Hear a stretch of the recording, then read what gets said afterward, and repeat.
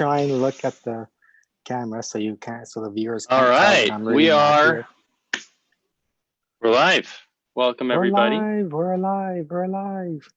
What a treat. So while we're just getting situated here, Daniele and I will try to share this a little bit, but I'll also tell you, who we have the privilege to be here with. It's been an exciting couple of conversations with some incredible people, but I think that today's conversation is going to have a whole special bit to it because we go back.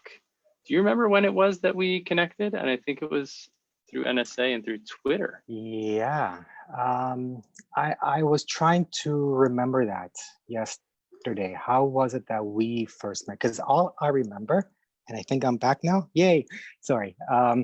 What I do, my earliest remembrance is 2010 at the Cleveland NSA conference, where I don't remember why, but I spent the whole conference trying to meet your father, to have a chat with him. And I finally cornered him in the elevator and he didn't know what hit him. Like, oh, hey, blah, blah, blah. No, it was one of those where the elevators, I remember they were running so slowly. So there'd be a crowd of people that would build up at the elevators. And then finally, I got to stand right beside him and say, oh, by the way, Dr. Schneider. And he has a look on his face like, who's a stranger talking to me, right? And I mentioned your name, blah, blah, blah. I have a podcast. Oh, yes. Talk to my son about all that social media stuff. I have no idea what all that means. It was funny. That's awesome. But I don't remember how you and I met.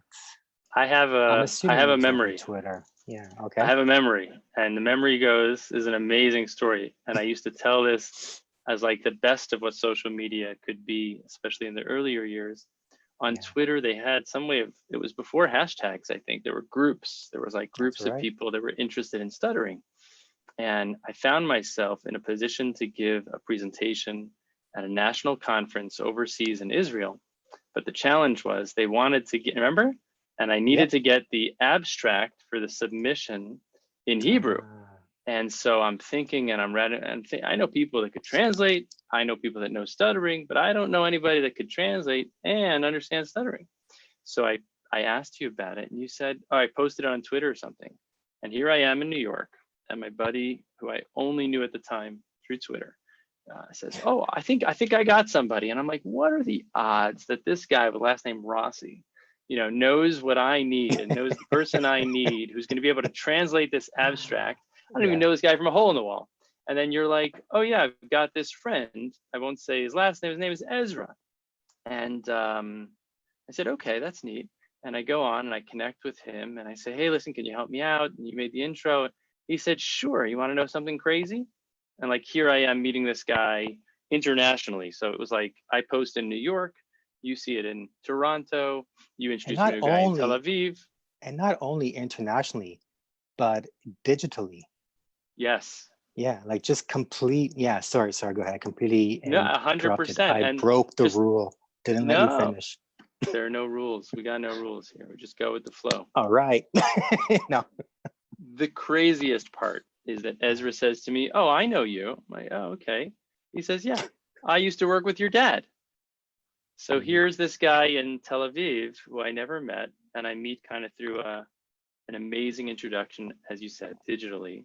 And it all worked out in a way that was so surprisingly helpful and so surprisingly amazing. Do you want to know what's even crazier? Bring it. The way that I met Ezra was by total random chance. So it was the early days of Twitter. I had not that many people that I was following, and I wanted to meet new people. So one day I thought to myself, hey, wouldn't it be funny if I just randomly added strangers? So what I did was I remember doing something like I would go into people who I was already following and then going through their followers at random. Okay, this, and Ezra was one of them. And then maybe a year later, 6 months later, I'm not too sure, it was International Stuttering Awareness Day, October 22nd, 2000 and something, I don't even remember. And I thought I thought it would be funny if I created fake fake silly statistics about stuttering throughout the day. Things like, 50% of people who stutter make great wedding cakes, or it's I remember known you that doing people this. who stutter are more adept at chasing road runners than a coyote. Just really, really silly things. And then at one point, Ezra wrote, well, I guess that means that I'm very good at chasing road runners or whatever. And I thought, you stutter too? So, yeah. That's so cool. I know. That is so I cool. know. Well, it's a big treat. It's a big treat to be here and to have this conversation with you. Likewise. And you have quite, I'm a little bit starstruck. I'm a little bit Really? starstruck. Why? Yeah, not, part of your It's just mystique me. is your modesty. Part of your mystique is your modesty. This is a book that I go to sleep with this book. I dream about this book. I literally give this out. With a new First cover. of all, there we go. See, I got the original, and original cover. Yeah. I have so many copies that I thought this was the one with the inscription that I got from you, but it's not. It has the name of someone else that we gave it to, and somehow they left it in the office. But we have these in each of our offices. That's not a good sign. And if you're a person who stutters, just like totally unapologetic, without any hyperbole or exaggeration, if you're a person who stutters, or if you're a speech pathologist, or if you are a parent or a spouse or a loved one of someone who cares about someone who stutters, you got to read this. It is short. It's the ADD version for people like me, in the sense that it's not long. You will read it cover to cover. It's illustrated. It's practical. It's got humor. It's down to earth. It's going to give you insights that if you don't stutter, you wouldn't otherwise have. It gives you that inside perspective. And then at the same time, if you're a person who stutters, as I am developing, this online course, Transcending Stuttering, a self-help course for people who stutter, so much of it is really found in the pages of this book, which Daniele put together so many years ago. And he does cartooning workshops with adults, with teens, with young people. He's a creative of his own order, world class.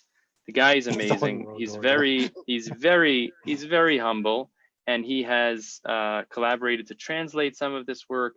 He has, and maybe you could show us some of the swag. We've got buttons, we've got T-shirts, we've got mugs, we've got underwear. No, where is it? No underwear, not yet. No, I don't think the camera's showing it, but oh, we got it. No, it's good. Oh yeah, I stutter. Yeah. That's okay. What I say is worth repeating, which I stole from online. I stutter, so what? Which I kind of stole from Evan Sherman. You had him on your show previously. And when I say stole, I mean I asked permission.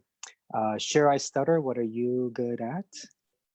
Which I totally borrowed from my friend Anita Blum, who actually, funny story if there's time.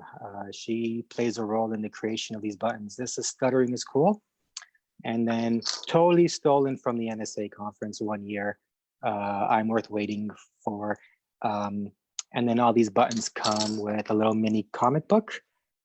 Frankie Bengi's Guide to Using Humor for Stuttering Awareness. And there's a stammering version. So for anyone who lives in a country where they say stammering instead of stuttering, let me just, this is gonna sound weird, but I gotta wipe myself. No problem. Reason being, I have water dripping all the way, not because it's hot out here, but I quickly jumped into the shower right before we came on, and I didn't finish. Listen, I told you I'm so starstruck. Always so starstruck. My heart is racing, and I'm sweating.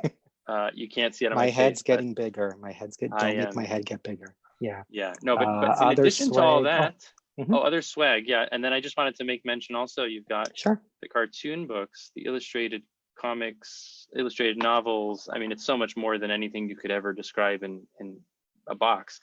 You've also got that YouTube video that you recently did, which I thought was awesome. Yeah. That's Where could people find all of this swag if they... You know, it's stutteringiscool.com. Top right corner, I'll be redesigning the website to make it easier to use. But stutteringiscool.com, best place. the videos, there's a link to the YouTube channel, of course, my Instagram, Facebook page. For the books, I actually sell them on Etsy. So you'll find them there, but it's easier to say, just go to stutteringschool.com. There's a shop link there and you'll find them there. Yeah, and I'm always creating. I always have ideas. In fact, I'm working on a new book, actually 2 books, but one got sidetracked. It's a graphic novel aimed at kids, but it's more of an all ages thing. Been really working hard at, okay, let me get this nice plot going.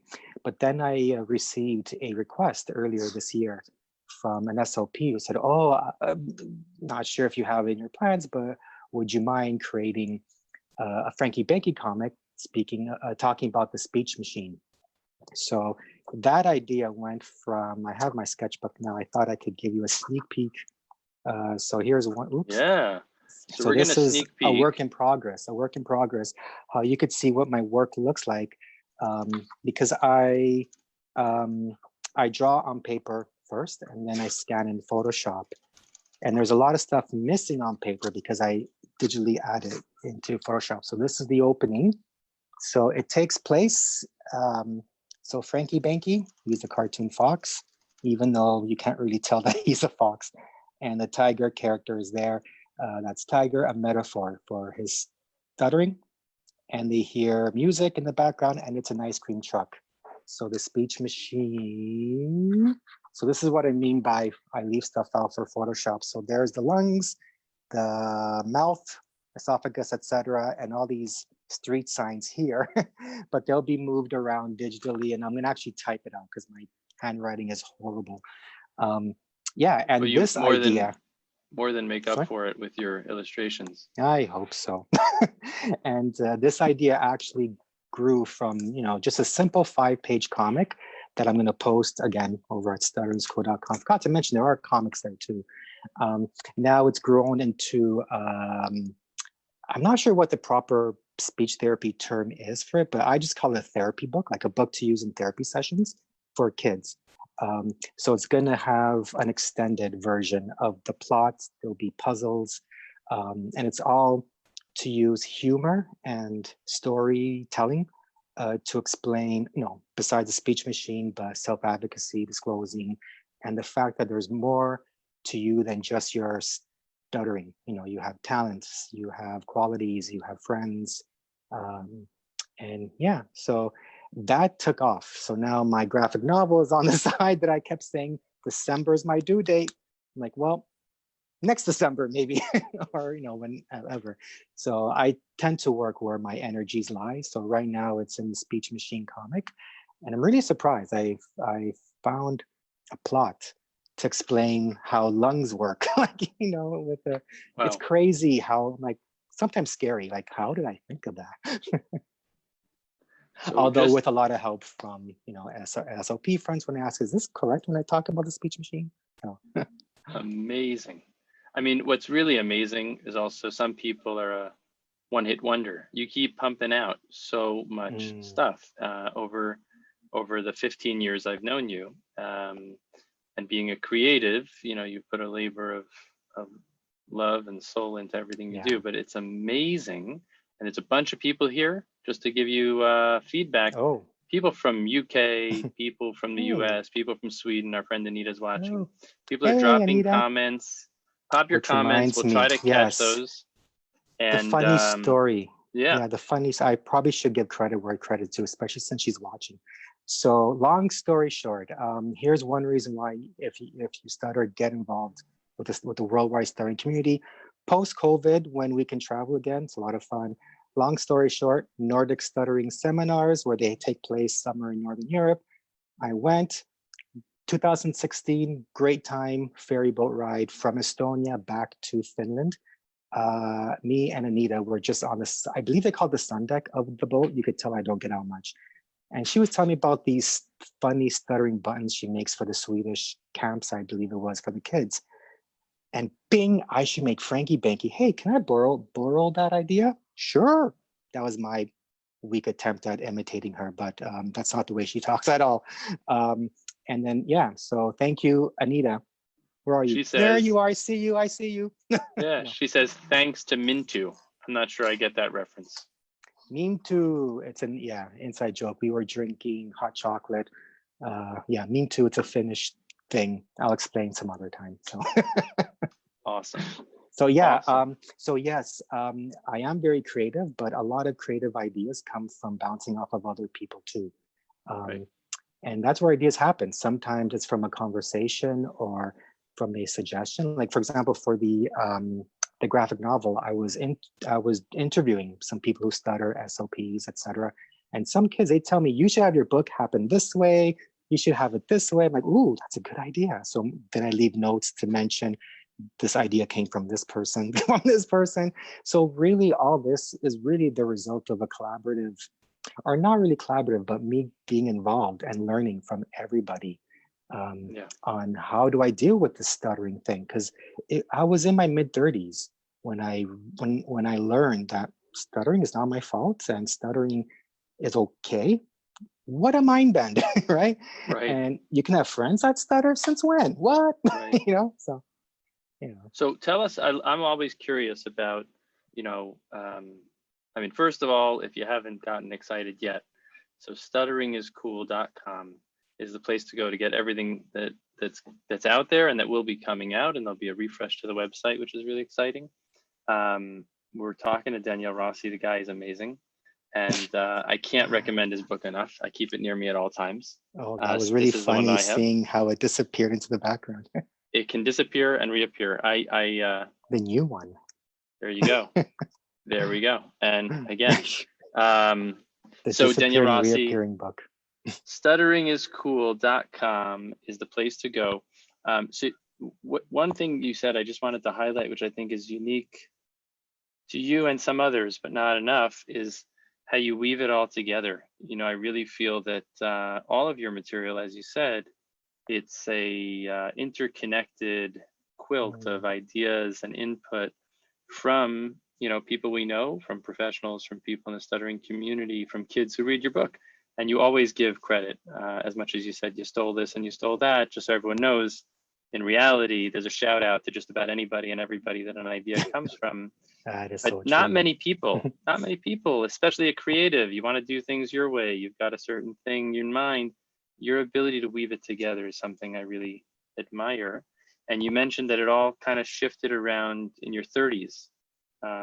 Would you like to share, like, what would we be looking at if we met you, earlier on in the journey in the 20s? What were some things you were very different about that today you do almost as an afterthought, but back then was like you didn't dream of doing? Yeah. Saying that I stuttered would have been a source of shame. I've had speech therapy in the past in the 80s when I was a kid, but for whatever reason, I always thought it was a cure. I had that impression it was a cure, yet at the same time, I felt it was my fault that I was still stuttering because I was too lazy and impatient to do that. Because what my speech therapy was, take a deep breath, slowly say your words out. And you've seen me, I'm like a Mali minute when I speak. So if I could, I'm going to reference just my mastery of memorizing the book. On page 4, you write in this beautiful exercise where you kind of talk about who am I and what are all the different parts of me. One of the things that you put there is that you're visual, you like comedy, but a little impatient. So slow speech, probably not the easiest fit or best fit. Yeah. For the second edition, I should change a little to the opposite. Great. So that was your speech therapy experience, and it left you feeling like if only you had did your homework and did what you were told, you wouldn't be stuttering. And so it was your fault that you're kind of stuck with this. That, but plus also the negative feedback that you get, from stuttering openly to, speaking in front of the whole class, that fear of being made fun of again, things like that. So everything compacted, not that I had bad speech therapists, right? It's funny how I never read up on speech therapy or the science of stuttering. I think working on the speech machine is the closest to getting into the science that I've ever been. In fact, I remember the speech machine from one of my speech therapy sessions, and I didn't quite understand, why are they showing me lungs? I don't get it. So maybe it was just something I just didn't quite grasp. What was the whole point of me coming here? I really don't. But that's know. amazing. So you're in your 20s at that point, and you hadn't yet had a handle on, well, how does this whole speech thing work? Yeah, and how do I look cool in front of girls? How do I make more friends, right? And so I'm in survival mode. I gotta survive. I gotta get that job. I gotta do this, and it wasn't until 2006, I guess, when I started podcasting. It's weird, right? Like someone who stutters, yeah, I'm going to start a podcast. It had nothing to do with podcasting. I said the same thing to Jake from Ireland this week. He dropped the podcast with me, Stutterer Speaks. And I said to him, it's the boldest and bravest thing to do. And I think of your example of kind of, just jump in. Sure, I have a stutter. Why don't I go make a podcast and talk and record and share? And it is and was one of the best stuttering podcasts out there. Again, you can get it on the website, stutteringiscool.com. So you jump into that. Yeah. What happened before that? How did you get from the shame and trying to survival mode to podcasting? I feel like we missed a page. It was the podcast that I had at 2016 was nothing to do with the stuttering. It was about cartooning. And I was editing out my stuttering. I was re-recording every time I'd stuttered, stop, restart. And like I would spend, say, 3 hours, 6 hours, I'd forget what the time was, just record an episode, a half-hour episode. And I thought to myself, and I know this is a little bit of an ego thing, I guess. I said, if I'm ever interviewed on the radio, I can't ask them to pre-record and restart again, this, blah, blah, blah, blah, blah. Do all this. I told you I'm not doing that. Right? I told you we're not doing retakes. No. It's one take here. Yeah. So then, swear. No. Excuse me, I got a cough now. This is the COVID. children's edition. We're going to keep this children's edition. Yeah, nice and we're definitely socially distanced. There's no question. Got a nice cough into the elbow. Sorry. Very well done. I like that. Sorry. That's okay. You know what? You're making me uncomfortable. I'll put on my mask.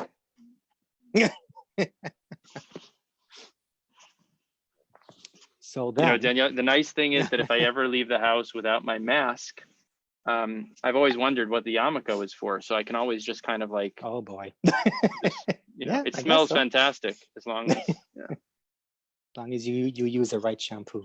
There you go. So you were saying about the podcast was cartooning, but you were editing it and doing double editing takes. out my stuttering. Yeah. And it wasn't until 27. So the year after, I thought, but something's got to change. It was in me. I was also looking for speech therapy. I said, but I want something more than just breathing again, right? And I didn't know what it was. And that June, or the following June, so 2017, when I went to a podcasting conference, I had a conversation with someone who, happened to have a podcast about comic strips, newspaper comic strip, which is what I'm into. So we had that conversation, blah, blah, blah. I spent the first night of the conference by myself in my hotel room because I was too afraid to go downstairs and meet people. But I forced myself, the following. So that's how I met that person. And then coming back, it was episode 9 of that podcast where I said, just out of nowhere, it was a whole episode about stuttering. I don't know why I stutter. I don't think it has anything to do with anxiety. Doesn't feel like it. Don't know what it is. And then that person wrote back when he heard the episode, said, I didn't know you stuttered. And that it jump-started that whole idea of, has anybody else done a podcast about stuttering? So there was one called Stuttercast by some high school kid, but it ended. But strangely, I got nothing out of it. But it was something like maybe episode 11 that was just released of Stutter Talk. So the idea of, my gosh, there are 3 friends who stutter and they're making jokes about stuttering and they're going to malls together to stutter. stuttering is not my fault. I'm like, I need this. And it was so cool to hear other people stutter. So that's what made me pretty much end my creativity podcast, start this idea. Okay, let's see what happens. Because the point of my podcast, because I didn't want to be like yet another talk show podcast. But I thought, let me create a podcast where people can stutter, on the air, so to speak, hear each other stutter, feel less alone. So remember, this is 2007. So Twitter just came to be. Facebook just opened up. There were only 5 groups, like Facebook groups of You know which version of the iPhone we had in 2007? It didn't even exist. No, we didn't. No, yeah. We were still on BB Messenger. Yep. And that was a long time ago that you really were ahead of the curve. So suddenly I had friends who stuttered, even though they weren't in my own city, which is another reason why I started Stuttering School, because I wanted to meet, strangely, a global platform to meet others who stutter in Toronto. So then from there, I discovered talk about casting a wide net, man. I'm going to go global to find a couple of friends around the corner. Yes, exactly. Yeah, I mean, that's how online dating works now. Yeah, right. I've tried to log off online dating since our anniversary, but I'm happily married, thank God. But yeah, that's a joke. Yes. Daniele, what I think is noteworthy as a subtle point that I picked up on in your story, and it goes exactly with what you talk about explicitly. It seems like you didn't start the Stuttering podcast because of a place of, okay, I got to tackle the stuttering thing so I can start getting on with life. It was almost like you first took a step into the unknown to do the creativity, cartooning. Yes. You followed your passion. And in following your passion, you got to a point where you said, you know what is right now is not going to fly. Like I can do better. I deserve better. And that the life circumstance, the desire to go further and feeling that the status quo just was no longer good enough is what pushed you forward. And I think it's a powerful message for people because so often, right, people put life on hold. I think we're living through, all of us can relate to it in the sense of COVID-19, like, are we going to wait to do anything to start a diet or a fitness routine or a relationship until things are back to normal? That's something a lot of us are feeling and saying. Or look, we got to figure out what we care about and find ways to persevere, and to the degree that we obviously need to do so safely and with great caution, but similar to stuttering, we can't, I think that a big, you talked about mind being bent or blown. I think for parents of kids, for teens, so many people live with the fantasy. I think this weekend it's going to happen. I think this birthday, it's finally, this year as school is over, I think finally next year I won't stutter. Maybe this birthday I'll be 13. I won't stutter anymore. And I won't stutter when I turn 21. For some reason, 21 was the age to not stutter. Exactly. And and it would be a shame, right? How many dreams and how many interests and how many pursuits and how many podcasts would be lost if people put everything on hold. And at the same time, if you get to a point where you say, look, the status quo is no longer good enough, then that's a really good reason to do something about it, not from shame and guilt and compulsion, but out of, I have something I want to pursue here and I want to go for it and figure a better way.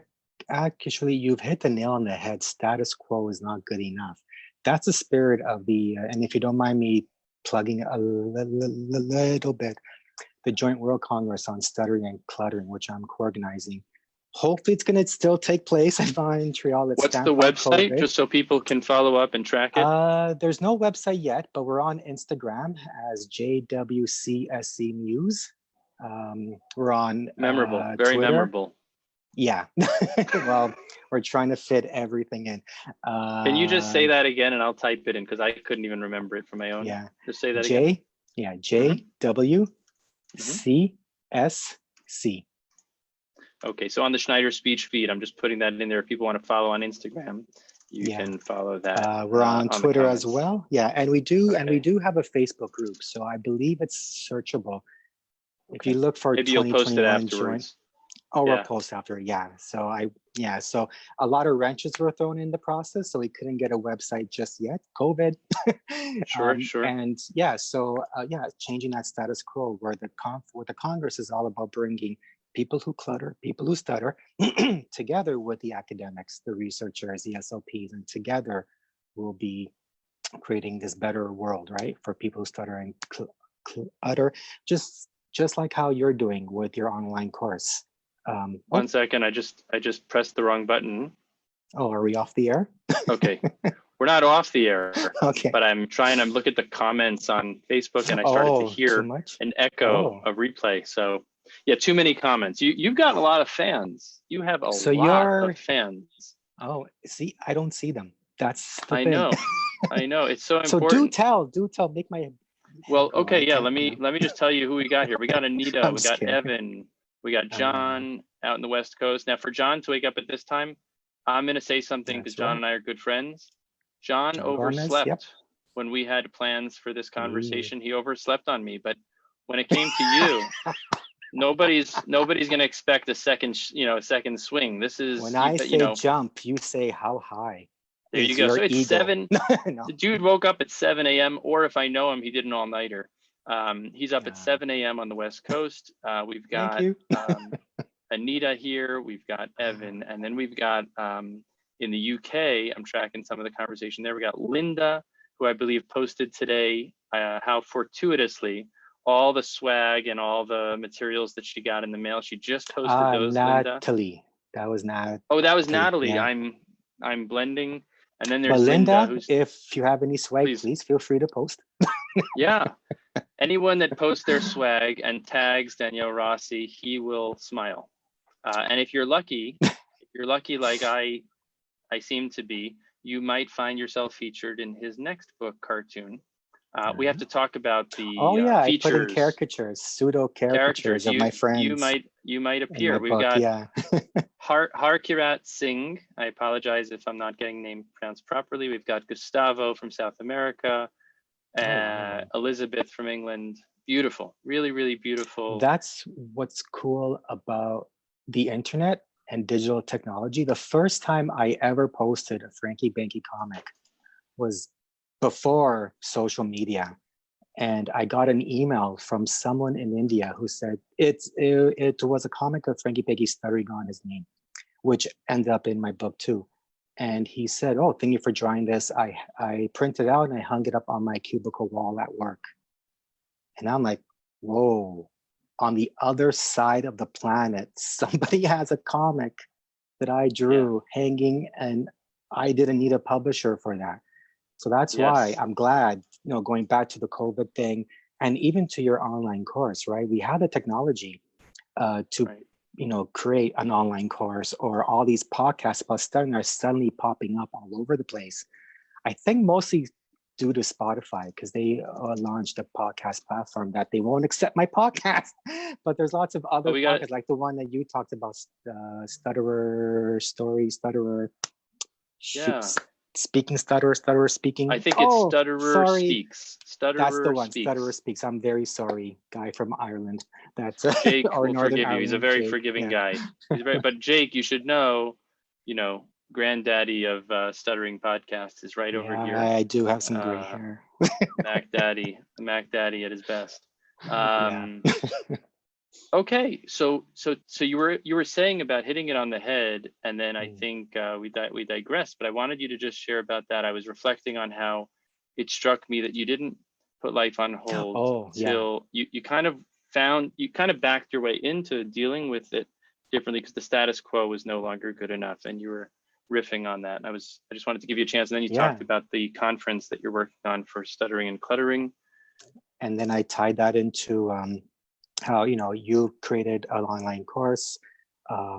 Was that for during COVID times, or just you already had that idea and then COVID happened and you said, hey? So when I say I'm starstruck, it's with sincerity, because Daniele, if you remember, I know exactly where I was. I was in Franklin Square. I was in Franklin Square in Long Island, and I was talking to you about it 3 years ago. And I said how I wanted your help with the illustrations. And then you said, With the I think you need to, website? you told me to think a little bit more about it. Yeah, we talked about the website, illustrations, and then we talked about Yeah. the course. But Oh anyway, my God, that's a long time ago, 3 years. your book is a big part of what inspired me, to be very honest, because Oh, wow. I feel that you put your heart and soul into a compact book. As I've said, Stuttering is Cool, ADD edition. It's all of, Which Evan Sherman, if you don't mind me saying, who was on your show, told me that, yeah, it's a great book to read on in the bathroom because it's so quick to read. listen, just The don't wipe highest yourself with compliment. it. Don't. And then Well, what's you really end up cool have to buy is, another copy. Bring it on. yeah, No, yeah. I mean, sorry. disposable. The the pages are numbered. I always get a kick out of that. You have a different type of stutter for every page. So there's page 49, then there's page 48, then there's page 68, and then the whole thing is less than 70 pages. So again, just a plug for the book, but your book told me, and I'll make my one plug here, and we've got at 12 p.m. Eastern today, which is in like 2.5 hours, or an hour and a half, we've got an amazing Q&A talking about the online course and the Q&A about self-advocacy, the 4th unit of the course. But I was inspired by what you were able to pack into 70 pages. And I've now got a printable guide that goes with our course, which is exactly the same number of pages. And the idea is just photocopy the book. Yeah. Oh yeah, I didn't steal it. I didn't steal it at all. I give credit. It's basically your book. I just turned it into It's a all printable. coming from a boat trip with Anita and and Minku. Drinking Mean too. There you go. So the course, she's the brains behind it all. Yeah, sorry. 100%. So back in Franklin Square, Long Island, I was driving around and going from one place to another, and I called you in Canada. And I think back then, I remember that call now. We were trying to figure out how to do the call, and would we be charged for international receiving calls, and should we talk on WhatsApp or Skype? It's always an adventure. Canada, Canada. We have the worst cell phone race. Yeah. Roger that. So yeah, we have the same country code. Yeah, one. Weird. So 4 years ago, the idea got kicked off, and for the past 4 years, I was working on the drafting, the scripting, this and that. It was in conjunction, and very much credit to my father, Dr. Phil Schneider, and Justin Matley, who helped us produce the films, Transcending Stuttering, and then Going with the Flow. And so we recorded the headline videos, which I shared with you before the podcast, and then Anita, who's commenting away, she went through the printable guide and offered a tremendous amount of input there. And now the course is available. So it's Transcending Stuttering. You can get it on, I'll drop a link with schneiderspeech.com/online-course. And it's there's a free course, which gives you the full overview before you have to go any deeper. But the idea is for people, and I feel like your book is this, and as you said, the guy in India, or people with your buttons. Sorry, telephone. It's fine. No problem. Your agent. It's your agent. No, it's probably some scam artist trying to say that I didn't pay my income taxes when I just did. So the police are coming to my door, blah, blah. Yeah, go ahead. Sorry about that. I usually unplug. Because that's not burglary. Yeah, go ahead.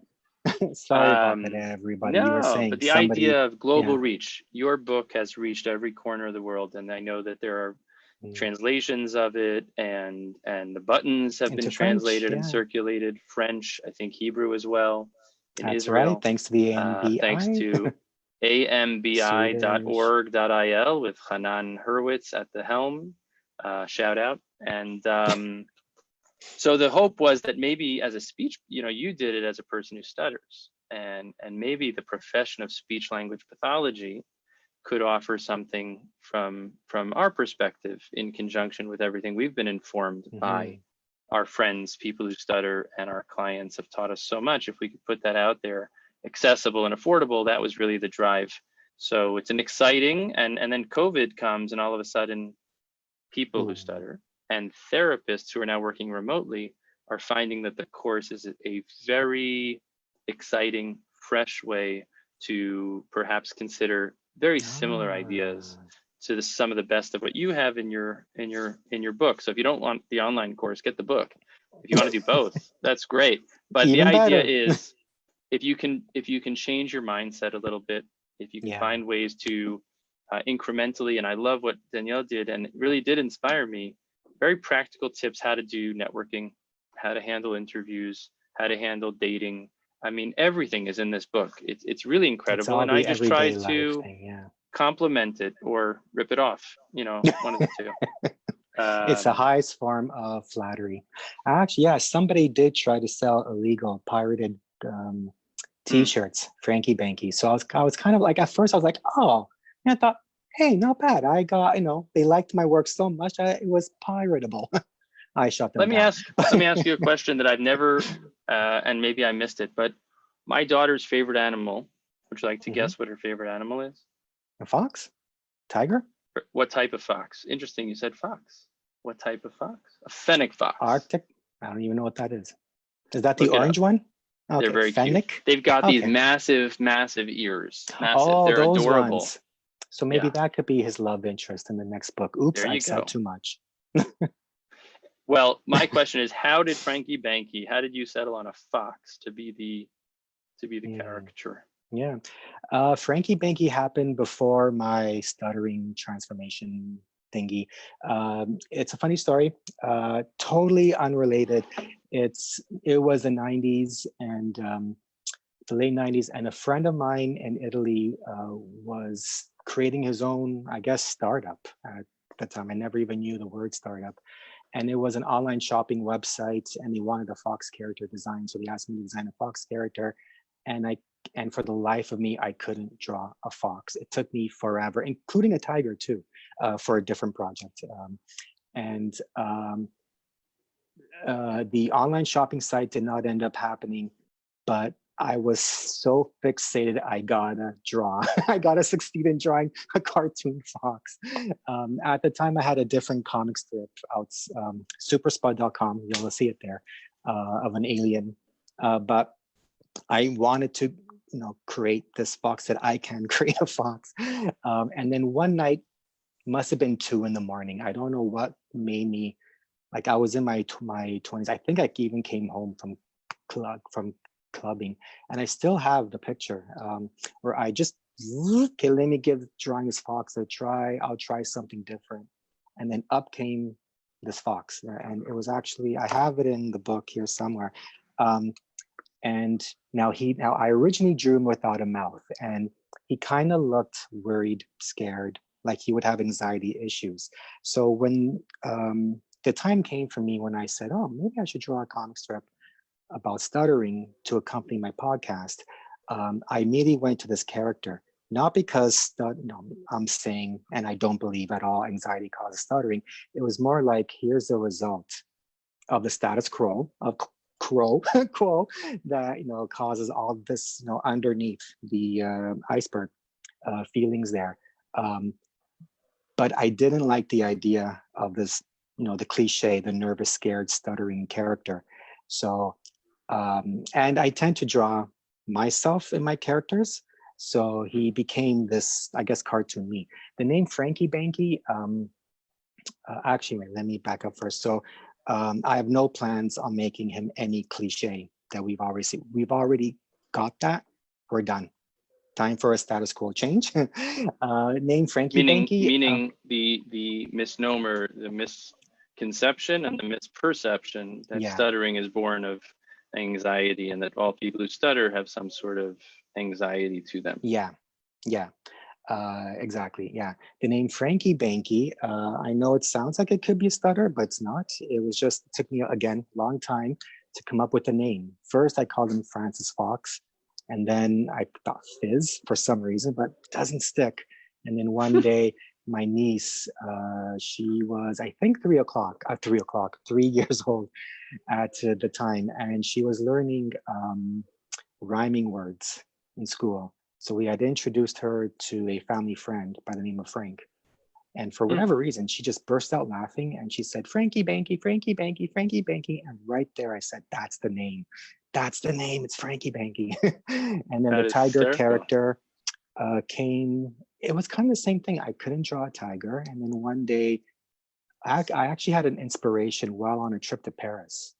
There was a package, or this brand of cookies And the cartoons on it, I thought, what an interesting way to draw people. It was a very abstract. So I just gave it a try. Okay, I could see how they drew that. And then eventually came this really goofy looking tiger with this big mouth and all that stuff. And I thought, what a cute little drawing. And yeah. And so that's how it came to be. Yeah. It's fascinating, and I think it's noteworthy that you started off with these characters, not intentionally being the characters of your stuttering comic graphic novels, but it's interesting. You didn't choose things you were good at drawing. You specifically found that you were not good at drawing them, and you chose those. But I think that's telling. I don't think you're knocking yourself down. What struck me about it was it's telling of your persona and your character, that when it going gets tough, you either run away or you dig in. And so here, separate from stuttering, we get an insight into what you're made of. Here you take a character, you could have switched it. You could have switched it to some animal that was easier for you to draw, that you felt more proud of, but you stuck with it. I think that also, what you say, is like a broad-based personality thing, that we can all identify innate strengths and also look to build kind of general strengths of character, and they can help us overall in life, and also play a part in the way we deal with stuttering. Innate strength. I've got to talk to you about your drawing that you did of me. I've got some requests for a nip tuck, or something with the bags in the eyes and my beard. Maybe shrinking the eyes, because apparently I drew your eyes very big for some reason. Other people told you that too, not just my kids? No. Yeah, no, I've got a good emoji. I'll send you an emoji as an example. I kind of like it.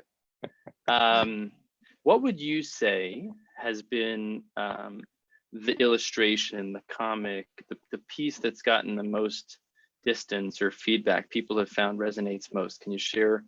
I'm sure there are several, all 60, but is there something that again and again strikes you as either you've realized it would, or you're surprised, but people tell you like that illustration or that exercise? The page numbers that you talked about in my book, because I even wrote avoidance in the page numbers. There's one here somewhere, which actually came from real life. I believe it's page, I don't know it that well, but yes. If you knew it, I'd be very impressed. Oh, here's one. Page 43, I felt 10 is a long, awkward pause. I like that. Yes. Yeah. That was actually an idea that I came up with during the making of the book. And I thought, no, I can't do that. It's going to offend everybody. And then right at the end, when I finished the book, I thought, I don't know, maybe I should give, I'm not sure how. It's my favorite. And it's everyone's favorite thing. It's the first thing that they mention. So I'm glad I did that. So I'm trying to continue that. And in fact, in this book here that I drew for last year's International Stuttering Association Congress that took place in Iceland. So I made this book that ended up in the swag bag. It's the saga of Frankie Banky. It's a parody of the Icelandic sagas, and it was my way to promote Frankie Banky and to introduce Icelandic culture, and end up becoming a swag bag item. And I included the page numbers. So this, I'm not sure if it's blurry, but we got it. Keeping eye contact 5, and Sev 6+1, which I've done. Yes. In the past. I like that. That's funny. I was going to quote that one. You know that number, it has a 1 and then the number which is 2 + 2. I've done that. 1 and 5. Yeah. I live in that city with a big tower, right. The round thing. Yeah, not Montreal, the other place in Canada. The other one with the tower. Szechuan Providence. No, come on. Don't Saskatchewan. I don't know. I think it's Chinese food. You're in the wrong country. Although we do have a restaurant named Szechuan, very good food. I'm not going to say anything politically incorrect, but I have certain countries on my mind. Canada. Ooh, ouch. Quick. Yeah. No, not in any way. Just. I'm joking. So how do you Saskatchewan? How do you pronounce it? Saskatchewan. Saskatchewan. Now let me be a snobby American for a second. Sure. When in my life will that be helpful? Like, am You I going to never be? know. You never know. know. The CSA, the Canadian Stuttering Association, well, I say we, but I'm not on the board, but I just say we because, you know, it's a community. Sure. The CSA is like they're they CSA, can you just revitalized tell us the website and what that is for people to take advantage? stutter.ca. So it's Canadian Stuttering Association. So this November, their national conference is taking place in Niagara Falls. Beautiful Niagara Falls. That's in New York. Not flaws. It's in Ontario as well. You can walk right over. There's actually a turnstile to the United States, if you can believe that, in Niagara Falls. And it's there's one of those Hershey beautiful chocolate factory. Amazing Hershey. Bring an umbrella for sure, or you can buy an overpriced plastic bag. But it's one of those places. It's one of those places that New Yorkers claim their own and Canadians claim their own, and it's nice because there's two sides. There's and it's Niagara a good Falls, thing. New York, and Niagara Falls, Canada. It's funny, we don't say Niagara Falls, Ontario sometimes. I could That's be wrong, correct. But that is definitely correct, eh? Yeah, so hopefully, it could still go on because COVID is being persistent. So let's hope we stamp it out by then. Because it's going to be good news. And it's a 2-day. Yeah. The Iceland conference, the next International Stuttering Association conference will be in That's right. Israel in 2022. So the forecast is looking good. It feels like it's far enough. It feels like it's far enough out there that we might be able to get together again. But fingers crossed, poo, poo, poo. So the biggest thing you hear about is the numbers on the pages. And I think I just want to say something for people that are not familiar. I think that speaks to what you managed to capture. People think of stuttering and they think of that one. They think of one character in a movie. They think of one person they know who stutters, and that to them is stuttering. So I get phone calls from parents and they're like, let's say they're from the UK. They're like, yeah, my kid, he stutters a little bit. It's not like a stammer. Like I had a kid in my class who stammers. It's not that, okay? It's just a little stutter. And then I get calls from the US and it's like, oh, hell no, it's not stuttering. No, it's just a little stammer. And so it's all about the stigma of whatever the word is that's used for this thing and the association people have. And I think what you do with the page numbers in such a nuanced and subtle way, you show the variability of stuttering. Different people stutter differently. I like to say it's like facial recognition or voice recognition. No two people have a voice signature. You can unlock your phone. Hey Google, hey Siri. And we can't say snowflake anymore because now that changed its value. It's a meaning to something derogatory. So we can't say no two snowflakes are like. There you go. I'm being very careful. But I like very the careful. fingerprint. I like the fingerprint. Fingerprint is still okay. We can still talk about fingerprints. You are such a fingerprint. I think so. There's no fingerprint like you. But that idea that people who stutter, person to person, they identify as having a common, experience of their fluency. The words don't flow with a predictable pattern that is what other people are used to hearing. It's got its own sound and it's got its own cadence to it. But within the community of people who stutter, everybody stutters somewhat differently. Some, as you referred to, I'm just giving a little plug of understanding for those that might benefit, those that are less deep in and haven't already read the book cover to cover as I have as many times, or the new version. Mine is a collector's edition. I'll be selling it on eBay for 5 times the price if you're interested. Darn it.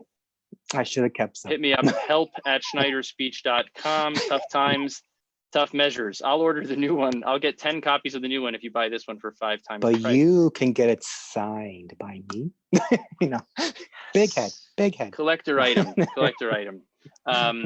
What I was saying was that for people that don't know, so the iceberg is such a helpful analogy. Daniele talked about it before. There's the obvious, observable, the stuff you can see, the stuff you can hear that's above the surface.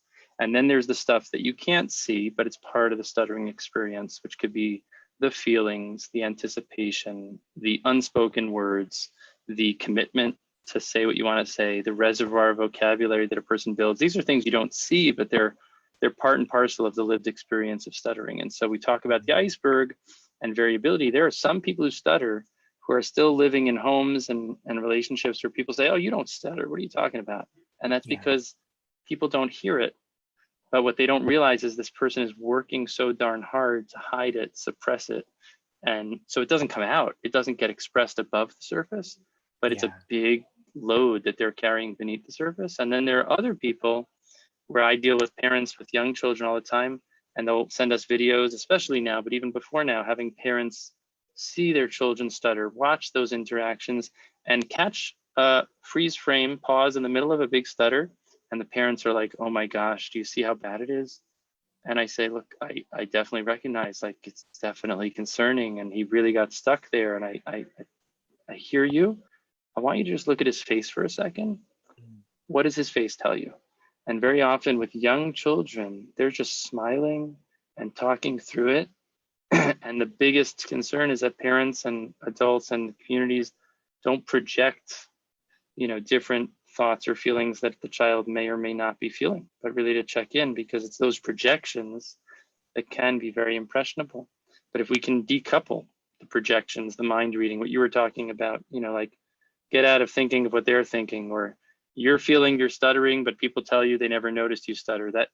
That's a shakeup, right? So I think what we often are sharing with parents and with people is, like, don't assume, have that conversation. And that was not intentional, but that's directly connected to today's Q&A.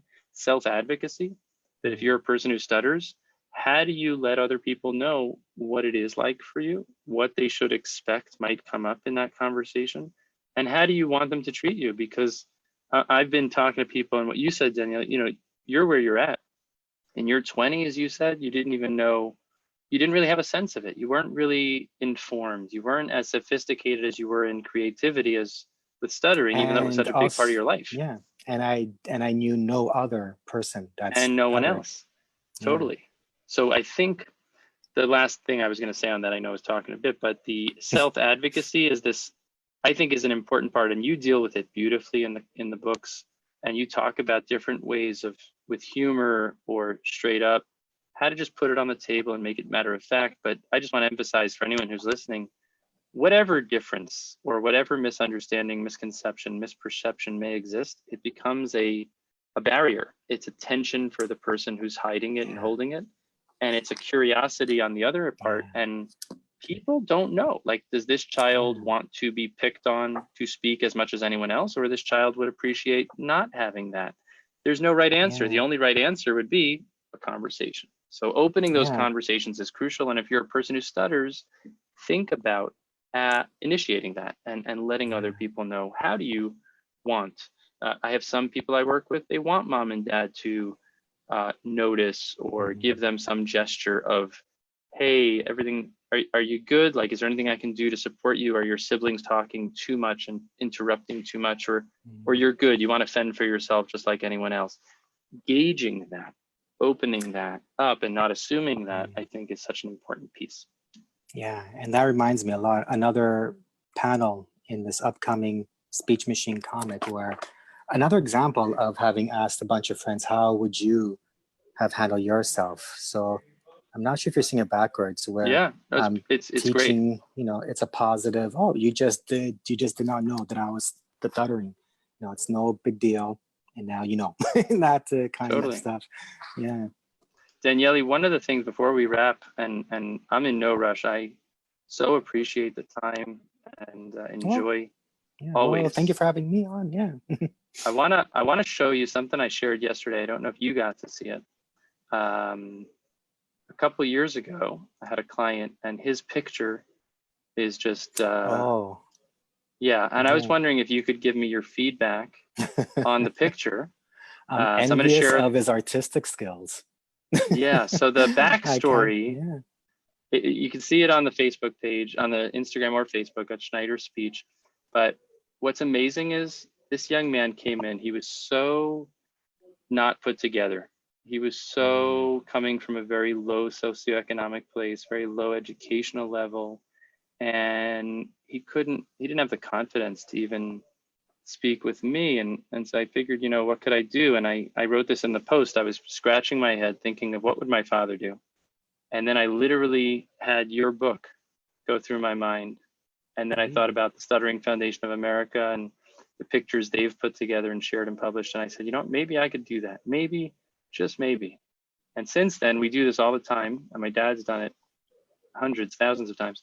I asked him to draw a picture of what is your stuttering like? And this is the picture he came out with. And I was wondering if you could offer some insight as a person who stutters and a person who illustrates. What do you see here? What do you see the story being told in this picture? Well, first and foremost, kudos to his artistic drawing skills, ability, talent. I swear this came out of a Tintin book because it's that kind of a style. And wow. I can totally feel that, right? Because I would imagine, is this a bar mitzvah? I'm probably getting. I don't know how you figured out he's Jewish. Happens to be Jewish, but as we know, they're universal experiences. So this is some sort of religious, being leading the services or being called up, something like that. Okay. I see some Jewish people. I've seen some Jewish people in my so I guess I thought of bar mitzvah because I've seen pictures of like that 13-year-old reading in front of the. So I'm assuming in front of the whole do they say congregation? There used to be congregations back in 2019. Well, pre-COVID. So as someone who stutters, I can relate that idea of now I got to speak to everybody, all of my family, all at once. And he does it well with this, with the drawing the sweat coming down from the side of his head. Right. Yeah, like I can really feel it. And the question marks over that guy's head going, what's going on, right? One of those all too familiar reactions. And then others around, I'm not sure if this was his intent, whether they're not responding at all. I don't know what that means. What could they be thinking? And I don't know if the person is smiling because he meant he's being laughed at, or, I've had that happen where, like I'm ordering coffee, I'm stuttering, but they're smiling. It's like a nervous, what's going on here? Right. I do that myself too. So very well done. I'm pretty sure he was able to work out his feelings, share what his feelings were without having to articulate. And I don't mean that from a not stuttering point of view or avoiding stuttering, more like it's like kind of like a body language kind of way. Like, Nina G's creativity is her comedy routine. Rachel, sorry, I forgot your last name, from Black Cat Habitat, her creativity is playing in a rock band. And Alan Rabinowitz with animals. Yes, and this is actually what I talk about in my cartooning workshops, especially with the adults, where we draw a speaking situation and you could see it illustrated in front of you from a distance, and you even have the power to change the ending. I want to pick up on that point, because I think anyone that sees this picture is invited into the very multi-dimensional experience of a person who stutters.